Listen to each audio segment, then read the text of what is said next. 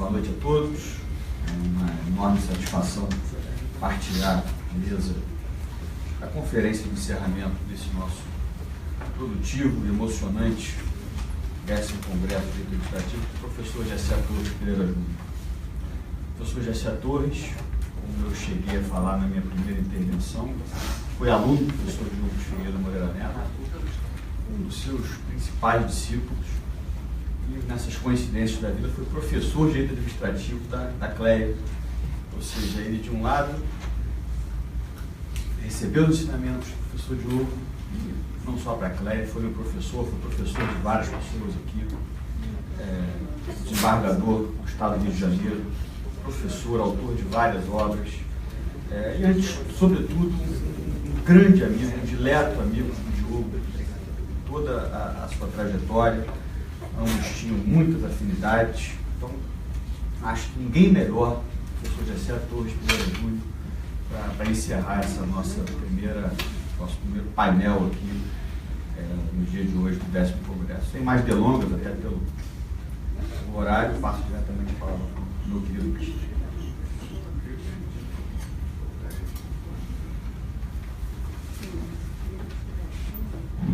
Eu espero que eu tenha resistência emocional.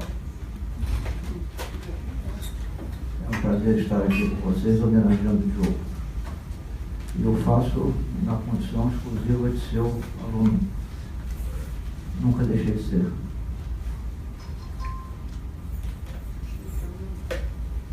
No curso de bacharelado, eu conheci o Diogo em 1968. A última série da Faculdade Cândido Mendes. Ele, com 35 anos de idade, começando a sua carreira na Procuradoria, e eu, com 22 anos de idade, encerrando o curso de bacharelado em Direito. Foi ali que nos conhecemos. E tivemos esses 50 anos, desde então, de muitas oportunidades de dar continuidade a essa relação professor-aluno. E sempre foi assim. Sempre vi em Diogo um modelo profundamente inspirador, não só de cientista, como de ser humano, profundamente inspirador.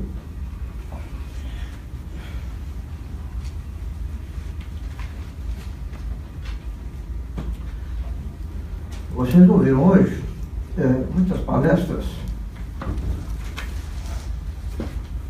denotativas da aplicação do pensamento de Diogo. Um resumo das orientações durante toda a sua vida profissional e acadêmica, ele espalhou com grande generosidade. Eu imaginava que seria assim quando o Zé Carlos me remeteu à programação do evento. E entendi, então, que seria meu papel, ao encerrar este primeiro dia,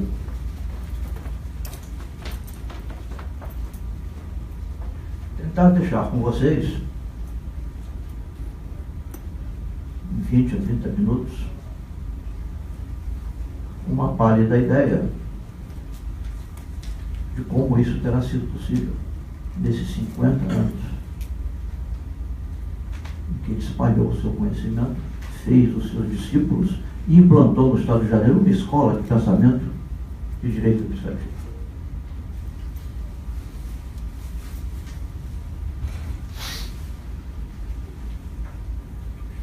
Diogo tinha uma interminável capacidade de se comprometer. E a falta de compromisso talvez seja o grande mal do nosso tempo. Ninguém tem ou quer ter compromisso com coisa alguma. Ele tinha muito compromisso.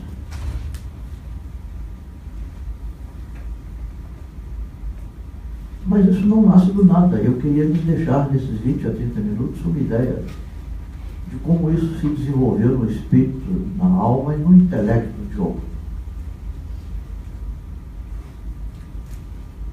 E achei que a melhor maneira de fazer isso não era através da minha manifestação, pobre em relação ao que ele seria capaz de produzir, mas seria através da manifestação dele mesmo, redivivo no seu texto.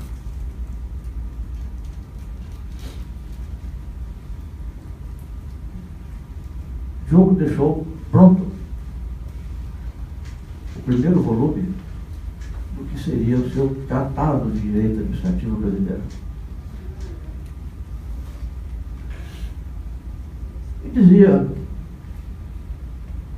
que nos 200 anos da história do direito administrativo brasileiro só tínhamos conhecido 3 tratados de direito administrativo.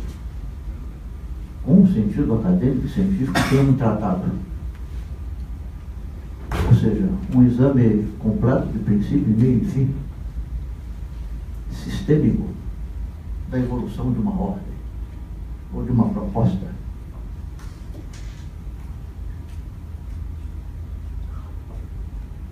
Flávio e outros queridos amigos e discípulos de Diogo, chegamos à conclusão que uma das mais fortes e definitivas homenagens que seus amigos e ex-alunos poderiam fazer, prestar, era fazermos uma revisão desse texto e remetê-lo à edição.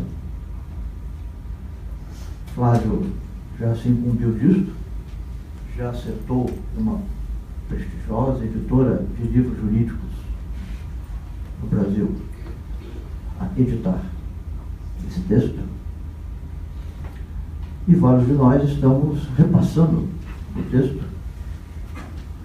para, com absoluta fidelidade, às suas ideias, apenas rever uma ou outra forma que poderia ter sido descuidada, não porque ele não fosse preocupado com a forma, era, e tinha um estilo admirável, mas era um momento de vida dele, ele estava no final da vida.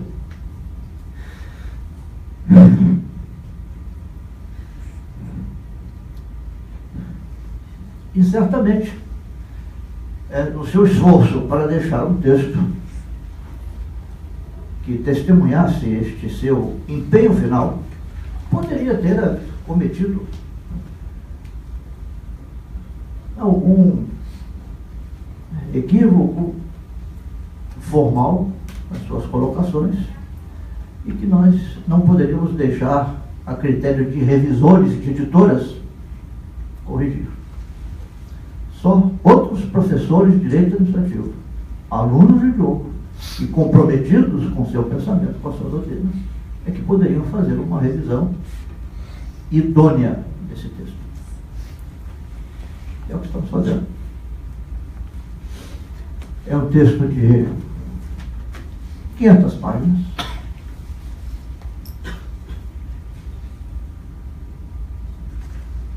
E me passou, então, que se eu pudesse escolher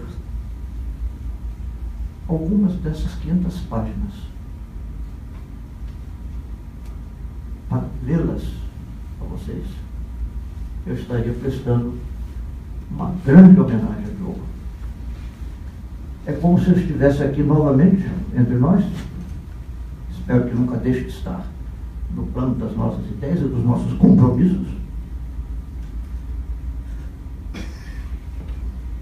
para lhes passar como, afinal, ele terá chegado a tantas conclusões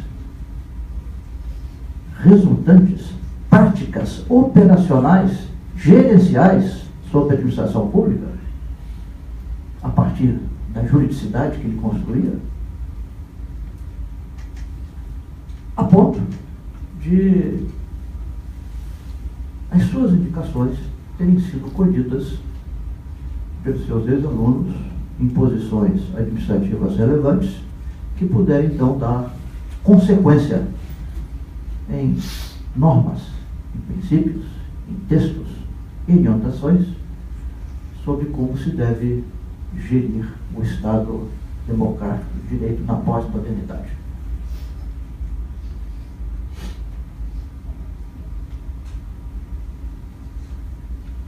E me pareceu que 17 páginas dessas 500 que ele deixou, que eu já tive a oportunidade de ler, fariam uma síntese adequada disso. Era como se ele estivesse aqui fazendo o apelo à consciência, à ética e ao compromisso de cada um, para dar curso às ideias da mesma maneira como ele pôde apreendê-las na evolução do direito desde Roma. Não se iludam. Diogo não era um jurista setorizado. Aliás, jurista não é ser setorizado. O jurista é aquele que tem a compreensão do sistema jurídico. O jurista especializado, eu faço sempre uma restrição íntima. Não é jurista, é especialista. Jurista tem a visão do direito constitucional, do direito administrativo, do tributário, do civil, do processual, tem a visão do direito. Diogo tinha. Conhecia direito romano. Conversei com ele nos tempos de faculdade, imediatamente após, até sobre direito romano, porque nos tempos em que a minha geração fez a faculdade de direito, havia direito romano. O meu professor de direito romano foi o ministro Moreira Alves, do Supremo Tribunal Federal. E Diogo conhecia a matéria. Como conhecia o processo? Conhecia o processo muito bem. Chegou a me dizer uma vez que, quando ingressou na Procuradoria, ele até imaginava que devesse se especializar em processo civil. E desistiu disso porque a Procuradoria já contava com um extraordinário professor de processo civil, Barbosa Moreira. Então, para que queria duplicar, né? Se já havia um talento extraordinário à disposição da Procuradoria no campo processual. Então, resolveu se dedicar a outro ramo do direito público e se aprofundou no direito administrativo. E o título da palestra pretende ser revelador daquilo que eu lhes vou ler. O título da palestra é O Renascimento da Democracia e a Saga da Toma do Poder. Estou usando a linguagem dele, palavras dele. Ele gostava dessa expressão, toma do poder, para exprimir que a sociedade contemporânea tem que chegar à conclusão de que ela, os seus integrantes, as pessoas, que são os titulares dos direitos. O Estado é instrumental, é ferramenta, é agente, é função, não é o dono. Então é preciso que o Estado passe por um processo cultural de toma. O Estado tem que ser tomado. Ele tem poderes demais, extravagantes, excessivos, arbitrários, que não levam em conta que os verdadeiros titulares são as pessoas. E tudo deve ser feito em benefício das pessoas. O Estado deve estar posto a serviço das pessoas. Mas como o Diogo terá chegado a esta concepção que estabeleceu o seu compromisso? É isso que eu pretendo passar, fazendo uma leitura de 20 minutos dessas 17 páginas que representam 3% do texto que, quem sabe, no ano que vem vocês poderão ter acesso integral, porque deverá ser editado no livro. Seria o primeiro volume do Tratado de Direito Administrativo de Diogo de Figueiredo Moreira Neto.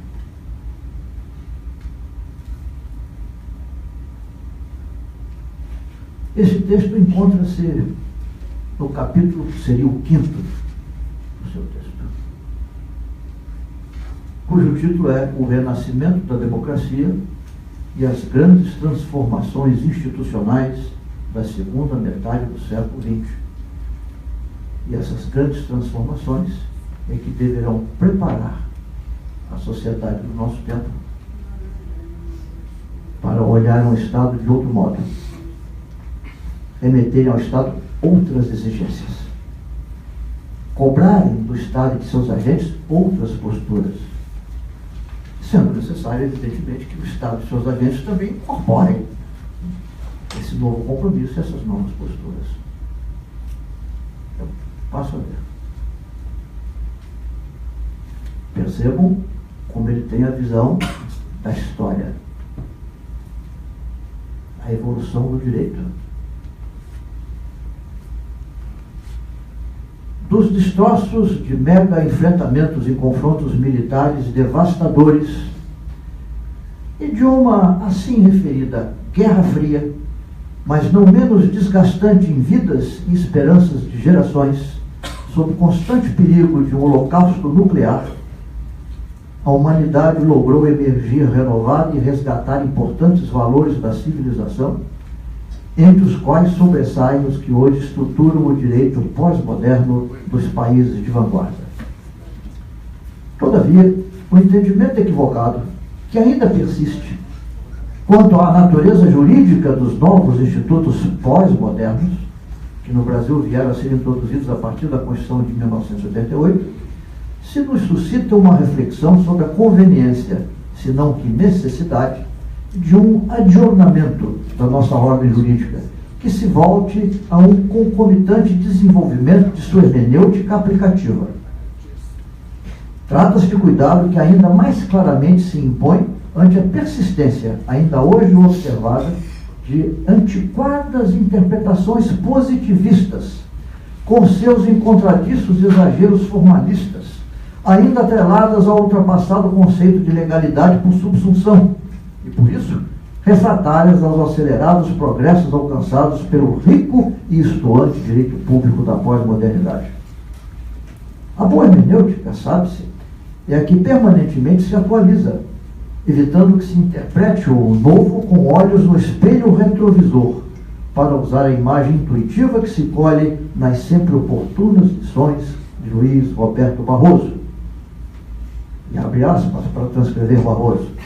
Deve-se rejeitar uma das patologias crônicas da hermenêutica constitucional brasileira, que é a interpretação retrospectiva, pela qual se procura interpretar o texto novo de maneira a que ele não inove nada, mas, ao revés, fique tão parecido quanto possível com o antigo.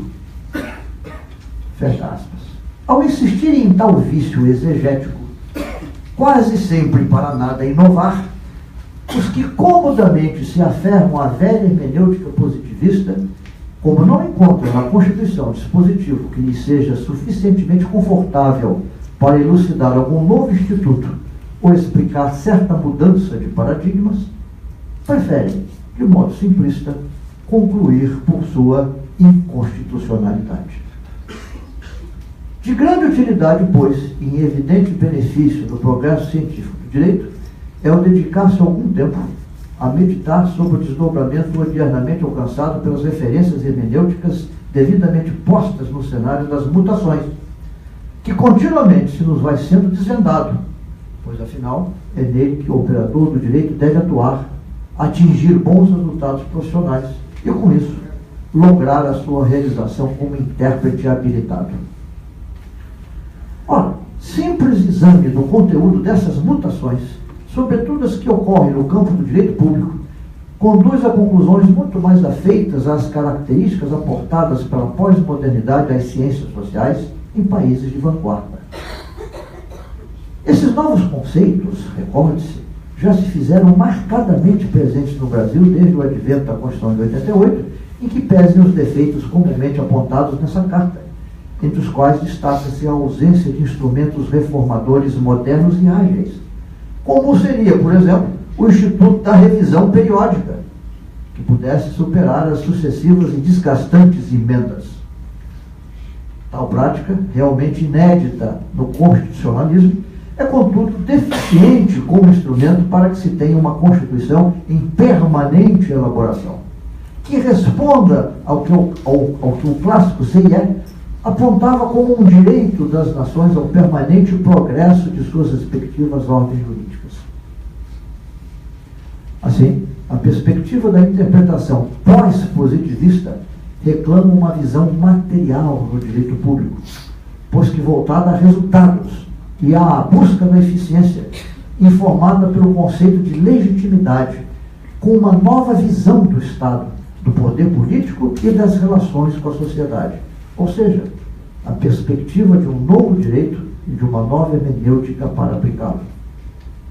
A riqueza desse direito, emergido da tragédia das guerras e das ideologias radicais do século XX, porém liberto das amarras do velho e surrado racionalismo oitocentista e de derivações novecentistas, tornou-se obsoleto o positivismo jurídico, fundado em sua pretensão de construir um direito puro, a partir não mais que da lei, tomado em seu estrito conceito russoniano. Sobre um direito incorporando, abandonados os valores, ergue-se uma ciência renovada, que se apresenta estuante de novos conceitos e instituições, e com isso, de renovadas técnicas hermenêuticas, que tanto vieram a enriquecê-lo, a revitalizá-lo como instrumento de justiça e de civilização, e assim, muito a distanciando da antiga disciplina formalística e ritualística, que até ainda há pouco era ensinada e praticada, quizá mais por acomodação que por convicção. É, pois, do método que se tratará em sequência, pois, entre outras serventias, é a que orienta a aplicação das novas técnicas hermenêuticas e, com isso, dá relevância aos valores que as informam. Na raiz dessas mutações, os conceitos matrizes, tais como de consenso, de legitimidade e de policentrismo, que surgem ou ressurgem em meados do século passado, suscitam uma revisão das funções a serem desempenhadas pelo Estado e, dentre elas, destacadamente, a do rico conceito de fomento. Eis porque o binômio consenso-legitimidade, por sua importância na construção de uma nova hermenêutica para os entes dedicados a essas atividades de fomento, sejam estatais, societais ou híbridas, é tomado como ponto de partida para orientar o rumo interpretativo adequado para que se firme um claro entendimento do que sejam e do papel reservado aos entes intermédios, que no Brasil, como de resto em muitos países do mundo, são os incumbidos de desenvolver uma das mais nobres atividades administrativas, qual a de promoção das potencialidades do homem, notadamente em se tratando da ampliação de sua capacidade de empreender e criar riquezas. Por isso ele dizia, como lembrou Rafael, você pode. Você pode. Faça. Você pode. Assim, afinal, como nos ensina o autorizado mestre da Universidade de Florença, Humberto Allegretti, a missão essencial da administração pública é a de contribuir para desenvolver a capacidade das pessoas, consideradas as suas diferenças, para que todas exercitem a própria capacidade. São assim redescobertas para o direito certas palavras-chave que se haviam perdido na frustrada tentativa de se erigir uma ciência pura, aquela que seria apenas arrimada sobre produtos legislativos dos parlamentos, para reabilitarem-se os conceitos just-filosóficos densos e antigos, como são a legitimidade, os valores, os princípios, os direitos humanos e tantos outros mais, que passaram a povoar a ciência jurídica contemporânea e, o que é ainda mais promissor, o imaginário de todos os profissionais do direito. O certo é que essas e ainda outras expressões cunhadas durante e para a transformação em curso, várias delas, por serem polissêmicas, exigem um redobrado esforço doutrinário e exegético, antes reputado como totalmente inútil, pura perda de tempo para uma ciência que se pretendia despida de valores. É nesse esforço, o da busca da boa hermenêutica pós-positivista ou pós-moderna, que vem centrada a proposta dessas reflexões vestibulares. Oferecer uma contribuição, um tema de meditação sobre o fenômeno que seguramente se desenha com uma maior revolução no conhecimento e na prática do direito, o lídimo fruto desta era das comunicações que vai célere se desdobrando em escala global. Pretende-se aqui avançar certas considerações sobre duas dessas palavras mágicas, magnificamente entrelaçadas neste novo e rico direito em reelaboração. Não mais apenas como corpos políticos como no passado, senão que por toda a comunidade de seus intérpretes habilitados, a legitimidade e os direitos humanos, com toda a força e a importância que passaram a assumir na revisão em curso das relações travadas entre as diversificadas sociedades contemporâneas, compreendidos os entes de sua criação, e o Estado, neste compreendida constelação de entes e de órgãos que o conformam. São, pois, estes dois conceitos aqui escolhidos e desenvolvidos, legitimidade e direitos humanos, que se apresentam como nítidos critérios de distinção pré-constitucional entre ambas as esferas, a privada e a pública, e devem, por isso, ser o ponto de partida de qualquer exegese jurídica que se funde no primado do homem. Em suma, é necessário, mais do que nunca, nos Estados democráticos de direito, acreditar nas potencialidades do povo, pois nelas reside a essência do que se subentende por qualificação democrática, e assim, da importância da atividade estatal de ponta de fomento público que a este fim se dirija, pois os ricos aportes da multidisciplinaridade e do entrelaçamento do conhecimento não só contribuem para avançar o entendimento quanto ao progresso desses conceitos, como, mirando agora o campo prático, quanto ao alumbramento que proporcionam ao diuturno trabalho interpretativo referido aos conceitos, às funções e às relações centradas no poder público. Certos avanços antropológicos lançam novas luzes sobre conceitos como o de sociedade, tanto nos primitivos grupos naturais, quanto nos mais desenvolvidos e politicamente organizados, e com isso passaram a lastrear as transformações juspolíticas que estão desvendando novas e promissoras perspectivas sobre este clássico binômio central do direito: legitimidade e legalidade.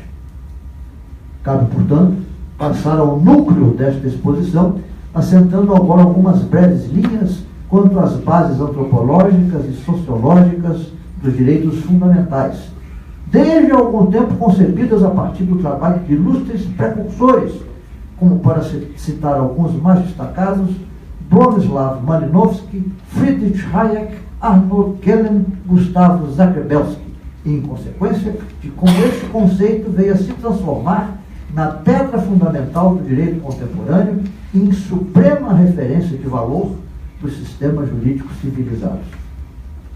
Deve-se à inestimável contribuição da antropologia social o fundamental entendimento revisado da instituição como produto de uma cultura e conhecimento essencial à ciência jurídica, ao descrever como ela surge, se desenvolve, se transforma e, finalmente, como desaparece. Verte-se uma nova luz sobre este intrigante conceito da instituição, pela importância que apresenta por considerar-se ser a célula da convivência em sociedade, cuja compreensão se reflete sobre todas as demais ciências sociais, mas notadamente sobre o direito. É sabido que os padrões de comportamento humano se desenvolvem em razão do fenômeno psicológico da imitação, ou seja, pela reprodução intencional de comportamento ou comportamentos anteriores, sejam próprios ou de terceiros, que vão ganhando reputação na sucessividade de gerações, de serem respostas eficientes aos desafios que lhes são opostos pelo meio e pela convivência. Qualquer ação individual pode ser considerada eficiente ou ineficiente, sempre considerando a probabilidade de que a eficiente venha a ser reiterada por seu autor, Nele podemos gerar um hábito, até aqui considerado ainda em âmbito individual. Mas um hábito tanto poderá ficar restrito ao indivíduo, como se propagar em razão não mais do exemplo de sua funcionalidade, caso em que poderá transformar-se em um costume, portanto já projetado em âmbito social. Mais um passo, e dele poderá emergir uma convicção geral da utilidade dos costumes para a geração de segurança e facilitação da convivência das pessoas, tanto com o meio físico como com o próprio meio social. Situação em que se poderá se difundir e se tornar permanente, ou seja, estabilizado como uma instituição. Finalmente, para coroar esse processo, chega-se à estruturação de uma cultura como o complexo institucional de uma sociedade. Embora seja um conceito axiologicamente neutro, em termos práticos, distinguir-se-ão as culturas menos eficientes em lidar com os problemas convivenciais daquelas mais competentes, que, por isso, serão as que despontarão na história como mais aptas para produzir uma ou mais civilizações em seu curso de existência.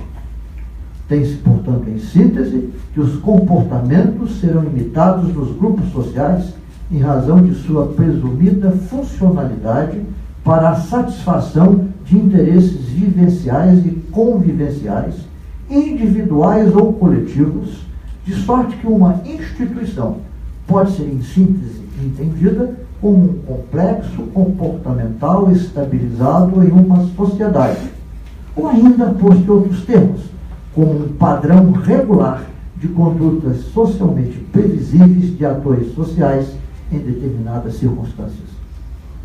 Esse entendimento põe em destaque um elemento ao qual se retornará adiante, que vem a ser a função social da instituição, como elemento essencial de previsibilidade e, por isso, da estabilidade da vida em sociedade. Daí a sua essencialidade em qualquer cultura, em consequência, em qualquer civilização de que historicamente se cogite. Essa presumida concordância geral no grupo de que um determinado comportamento, seja individual ou coletivo, uma vez considerado socialmente necessário ou útil, deva ser imitado e reiterado em escala social, tornando-se um gerador de instituições, claramente indica a importância decisiva do consenso, tanto na origem do poder, como na natureza da organização social que propicia. É certo que, ao lado do consenso, coexiste inevitavelmente a pura imposição da força, ou de qualquer outra modalidade de coerção, tais como são, mais comumente, a ameaça ou o temor reverencial, atuando, do mesmo modo, como uma permanente fonte de relações interindividuais reiteradas e até relativamente estáveis, que poderão alcançar qualquer escala de afirmação nas distintas sociedades e até de nelas desenvolver perversos simulacros institucionais.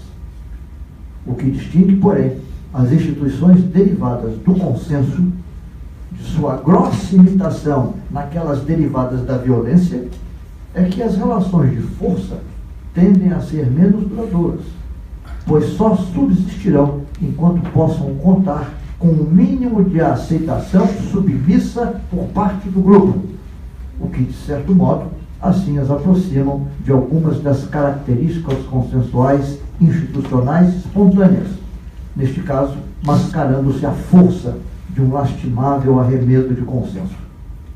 Pois bem, conforme se apresente este consenso, de modo induzido ou espontâneo, aí se configurarão dois tipos de fundamento das organizações sociais, o contratual e o convencional. A ideia de articulação da sociedade sob a modalidade contratual é muito antiga.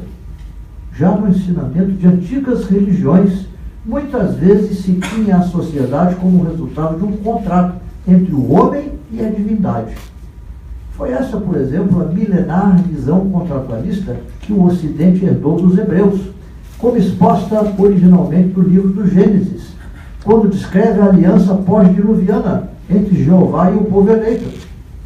Incorporada pelo cristianismo no Antigo Testamento, tornou-se esta a ideia matriz da herança ocidental, inspiradora de uma fieira de teorizações contratualistas, religiosas e leigas que se seguiriam.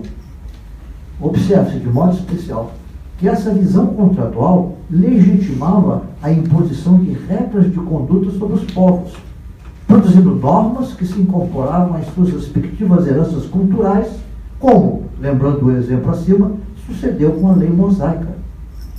Tão poderoso é o conceito subjacente que a imagem consensual do contrato, ao se laicizar com o Renascimento, entronizando o conhecimento racional em lugar do conhecimento revelado, logo se difundiu e ganhou fóruns de universalidade, traduzido em reputados estudos filosóficos pioneiros que surgiam para explicar o fenômeno social. Contam-se entre estes os reconhecidos precursores das ciências sociais modernas, a partir deles desenvolvidas, como Thomas Hobbes, John Locke, Jean-Jacques Rousseau, todos assentando no pacto contratual, ou seja, na modalidade de um consenso manifesto das sociedades, a expressão de legitimidade de suas instituições civis. A propósito, Gustavo Zagrebelsky recorda com precisão que, ao transcender a concepção religiosa do pacto para passar à sua versão leiga, os dois esquemas conceituais do justnaturalismo seiscentecentista, o pacto societatis e o pactum suggestionis, são expressões dessa ordem de ideias. Por um longo tempo não se desenvolveriam referências robustas a uma alternativa formal que, não obstante, é muito mais antiga como manifestação do consenso no seio das sociedades. Uma distinta manifestação que não necessita se valer do contrato ou mesmo de qualquer forma de pacto expresso, mas tão somente de uma aceitação espontânea e implícita da sociedade. É esta a modalidade consensual da convenção, a que se baseia não mais na certeza de que um determinado comportamento foi resultado de um pacto reciprocamente ajustado, por isso a todos obrigando, senão que se funda na convicção de que um determinado comportamento seja por todos adotado espontaneamente, por tratar-se do fruto de uma convicção geral, tacitamente expressa, de que se assim se expresse o melhor para todos. Portanto, o conceito consensualizado do tipo convencional, distintamente do tipo contratual, parte da ideia de que a segurança de cada um resulta da presunção de que todos se comportarão de acordo com a perspectiva de que também todos, ou expressiva maioria, adotarão esse mesmo comportamento previsível, gerando-se, sob tal convicção, no meio social, a virtuosa situação de confiança que a doutrina contemporânea veio a caracterizar como uma expectativa de reciprocidade. Chega-se aqui ao ponto crucial desejado: a derivação lógica do descrimen entre os dois tipos de legitimidade produzidos pelo consenso. A legitimidade, que se pode denominar de primária, fundada na aceitação substancial, passiva e espontânea, característica da convenção, e a legitimidade derivada, fundada na aceitação formal, ativa e induzida, característica do pacto. Ora, como já se espera ter deixado subentendido, as sociedades humanas primitivas tiveram na organização convencional o seu prístino modelo, dele passando a organização pactuada, que por sua vez se apresentou inicialmente na modalidade mais rude da sujeição, até evoluir lentamente para a modalidade polida da associação. Assim, na primeira modalidade, o consenso justificava a sujeição, e por isso a mera aceitação pactuada de limitações impostas pela autoridade constituída, a legitimidade proposta pelo absolutismo. Só tempos depois se desenvolveria a modalidade em que o consenso justificava a associação, e com ela a aceitação das limitações impostas, não mais pela autoridade, mas em razão da existência do próprio pacto, a legitimidade concebida pelo liberalismo. São, portanto, duas fases evolutivas bem distintas, porém ambas igualmente voltadas ao idêntico propósito de gerar segurança na vida social pela existência estável do consenso.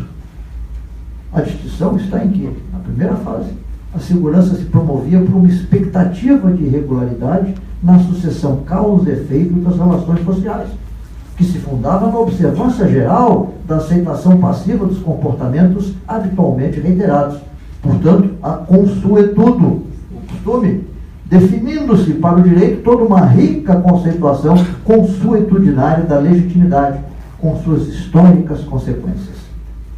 Na segunda fase, a segurança se promove como uma expectativa de regularidade na sucessão causa e efeito das relações sociais, fundada na observância geral da aceitação ativa das normas, sejam impostas ou negociadas, referidas a um contrato social, portanto o pacto, a partir do qual a supremacia da autoridade torna-se nele institucionalidade definida, assim como uma conceituação pactual da legitimidade.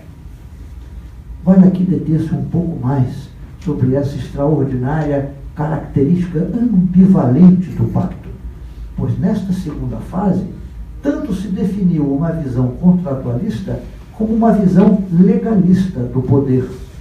Dito em outros termos, tem-se então uma passagem da legitimidade originada no pacto para uma legitimidade originada na lei. Eis que então se consumava uma intronização da lei como manifestação máxima do pacto, o que mais adiante levaria em extremo lógico à instituição da legalidade, oriunda do conceito revolucionário francês e com sua máxima amplitude conceptual que prevaleceria por 2 séculos, como se fora, embora apenas um valor formal, o elemento bastante suficiente para fundamentar toda a ordem jurídica. Em outros termos, na perspectiva histórica, foi a origem e a visão da fase que se estruturou e se impôs por mais de um século. Primeiro com o racionalismo, associado ao triunfo das ideias liberais no século XVIII, que teve depois sua culminação no positivismo, o qual, paradoxalmente, quase sepultaria a própria liberdade em suas manifestações mais radicais, posteriormente associadas às ideologias totalitárias difundidas no século passado. Mas as características dessas fases cederiam ainda às recentes mutações vintecentistas, abrindo-se uma terceira fase, marcadamente compósitas, em que a segurança nas relações em sociedade se promove com a expectativa de uma regularidade na sucessão causa e efeito das relações sociais fundadas em um complexo consensual, combinando a aceitação passiva com a ativa, ou seja, aliando a consuetudo ao pacto, delimitando-se o campo de atuação de cada um deles. Sob essa nova visão, ganhou nitidez, de um lado, o campo dos valores próprios da pessoa humana, em que o que prevalece é uma legitimidade convencional substantiva, apta a assentar, por isso, os valores fundamentais. E de outro, os valores próprios da organização política, em que o que prevalece é a legitimidade contratual formal, esta, por sua vez, própria para dispor subsidiariamente sobre uma gama de valores contingenciais. Aperfeiçoa-se desse modo uma visão pós-moderna da ordem jurídica, híbrida, por certo, porém mais integrada e equilibrada, uma vez que agora passa-se a entendê-la duplamente submetida à legalidade e à legitimidade, e não mais a prioristicamente definida como um sistema absolutamente reverente a uma legalidade entendida como pura, fundada sobre uma mítica razão de Estado, ou então em uma igualmente mítica supremacia do interesse público, ou ainda em uma exacerbada valorização do formalismo procedimental.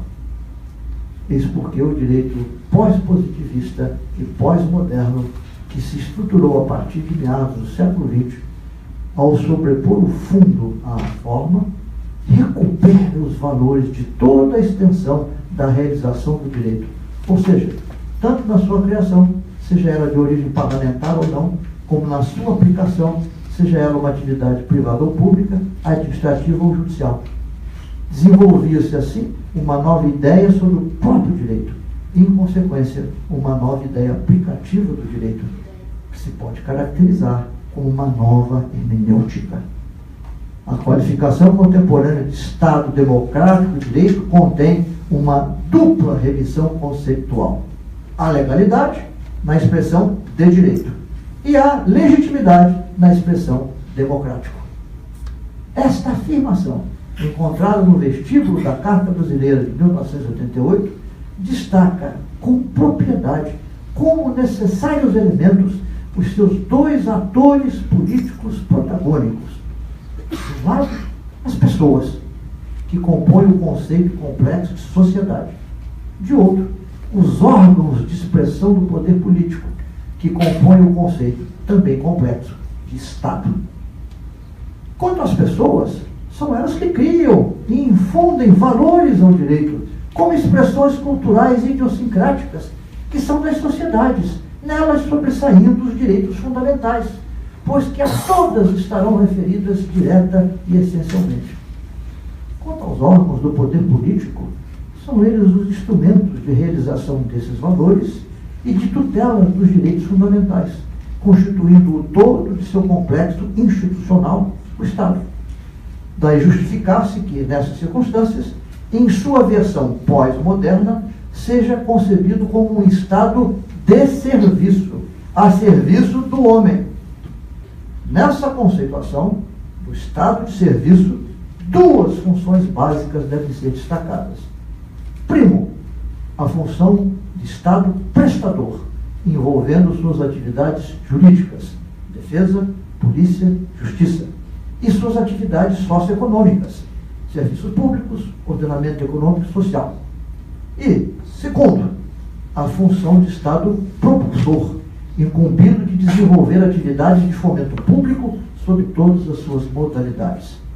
Para estruturar essas funções, e de modo especial aquelas a serem desempenhadas pelos órgãos do Estado, as sociedades politicamente organizadas passaram a valer-se da disciplina e da segurança proporcionadas pelas constituições, apresentando-se como seu supremo documento juspolítico, garantindo que, a partir da fundamentalidade dos direitos do homem nela declarados, se erige um consequente sistema de funções nela constituídas, destacando-se as duas funções estatais básicas, a de produzir normas de direito e a de aplicá-las. Os direitos do homem, que passam a referência de verdade e de validade no direito público, são ainda mais importantes quando o tema se centra na administração pública. Com efeito, a verba Giancarlo Sorrentino, a semente de verdade que se propõe fazer germinar no presente trabalho, está representada pelos direitos da pessoa e de sua crescente centralidade no direito administrativo, no âmbito de uma relação entre o cidadão e a administração pública, na qual vai cada vez mais contida a explicação de um serviço que é a manifestação de um poder. Prossegue o autor, observando que a plena compreensão do que representa a revolução introduzida pelos direitos fundamentais é essencial para examinar o significado e os efeitos da expansão experimentada pelo constitucionalismo pós-moderno, notadamente no campo do direito administrativo, causando o que já se tem referido como a constitucionalização do direito administrativo, com inúmeras consequências, entre outras, a atuação de entidades intermédias que desempenham atividades ambivalentes, estatais e sociedades, tais como são as atividades de fomento público. Mas a força vinculante, orientadora e limitativa dos direitos fundamentais pode ser também observada, mesmo sem se recorrer à teoria constitucional, sob a perspectiva um pouco mais abrangente do direito político em duas importantíssimas manifestações pós-modernas, como são as indicações do surgimento do constitucionalismo mundial e a importância supranacional que ganha os direitos do homem no ordenamento comunitário. No que tange especificamente as implicações entre o direito constitucional e o administrativo, elas recebem perfeita síntese na seguinte passagem do Humberto Alegrete: dever do Estado é o serviço dos direitos e, portanto, dos direitos dos cidadãos derivam as tarefas do Estado e a missão da administração. Como importante conclusão, que se retira de recentes escritos produzidos a partir dessa linha, destaca-se a evolução do vetusto conceito imperial de poder de Estado, amenizado para os tons democráticos da expressão função de Estado. Com efeito, trata-se da funcionalização da atividade administrativa dedicada à efetivação dos direitos das pessoas. Um novo e adequado enfoque constitucional em que se descaracteriza a tradicionalmente aceita natureza de poder do Estado à atividade típica de órgão de administração pública. E conclui o capítulo do seguinte modo.